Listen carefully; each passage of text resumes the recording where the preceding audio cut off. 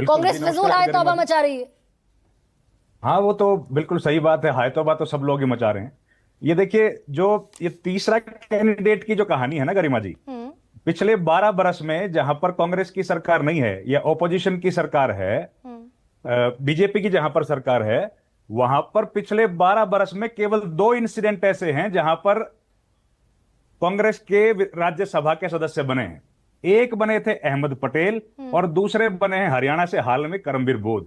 इसके अलावा जहां पर चुनाव हुआ है और जहां पे कांग्रेस की सरकार नहीं है, वहां पर हमेशा बीजेपी का तीसरा उम्मीदवार जीता है, चाहे कांग्रेस पार्टी के पास कितने ही विधायक हो। इस बीच में 30-40 इलेक्शंस हो गए हैं। तो हर बार कहीं ना कहीं गड़बड़ हो जाती है। चुनाव आयोग बिल्कुल सही काम करता है, बस ओपोजिशन के जो मेंबर्स हैं या विधायक हैं, उनकी तरफ से सारी दिक्कतें आती हैं।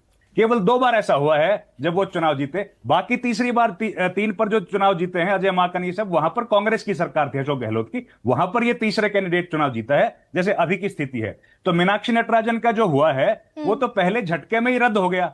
अब उसमें एक बहुत ही वकील बैठे हैं, सिंपल सा प्रिंसिपल है कि अगर उनको नोट आपने नेचुरल जस्टिस है ये तो, कि सामने वाले को कम से कम पूछोगे तो सही। उसको पूछे बगैर ही आपने अगर रद्द कर दिया, तो नेचुरल जो लॉ है वो ही आपने अप्लाई नहीं किया। वही बात कह रहे हैं, पहली बात। दूसरी बात, कॉग्निजेंस, जब तक कॉग्निजेबल ऑफेंस नहीं है और उसमें 2 बरस से ज्यादा की सजा नहीं है, तब तक वो उसको लिखने की जरूरत नहीं है, ये भी कानूनी कहता है। तो ये सारे कानून पहले भूल गए। पहले अदालत कॉग्निजेंस लेगी, फिर उस पर ट्रायल होगा, ट्रायल के बाद चार्जेस फ्रेम होंगे।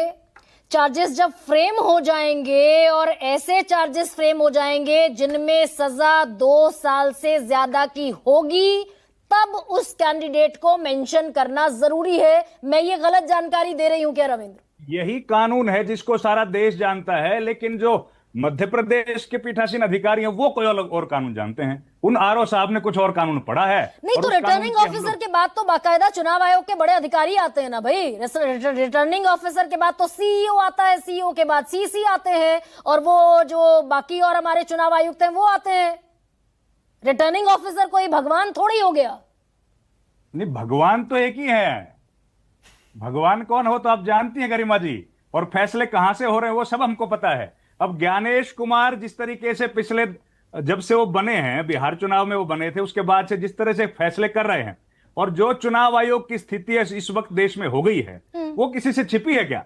एक चुनाव ऐसा नहीं है जो निष्पक्षता के दायरे में जिसको शामिल किया जा सके, चाहे वोटिंग से लेके, अकाउंटिंग से लेके, एसआईआर तक, कहीं पर भी आप लेके जाइए, उसमें एक के बाद एक लगातार सवाल उठते रहे, लगातार आरोपों के घेरे में भाई हैं। जवाब तो और ज्ञानेश कांग्रेस कुमार तो जवाब जवाब तो देते दिया नहीं जा है। सकता था क्या? चुनाव आयोग जवाब दे सकता था। वो 2 घंटे की बात कही थी चुनाव आयोग ने कि हम 2 घंटे में जवाब देंगे, तकरीबन 7 साढ़े 7 घंटे बीत गए।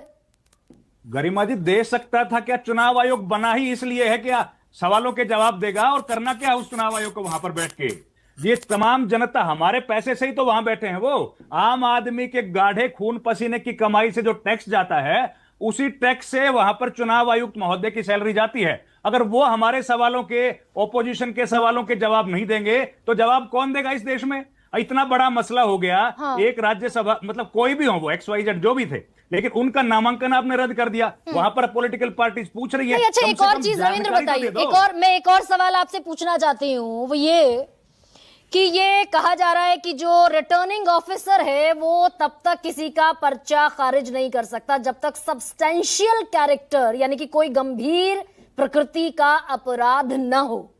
तो प्राइवेट शिकायत किसी की जिसका मजिस्ट्रेट ने सिर्फ नोटिस जारी किया हो, ये गंभीर किस्म का अपराध हो जाता है क्या? नहीं, गंभीर किस्म का तो होता तो उनको पकड़ लेती पुलिस। गंभीर किस्म का अपराध अभी इतनी देर इंतजार कौन करता है गरिमा जी, बताइए आप।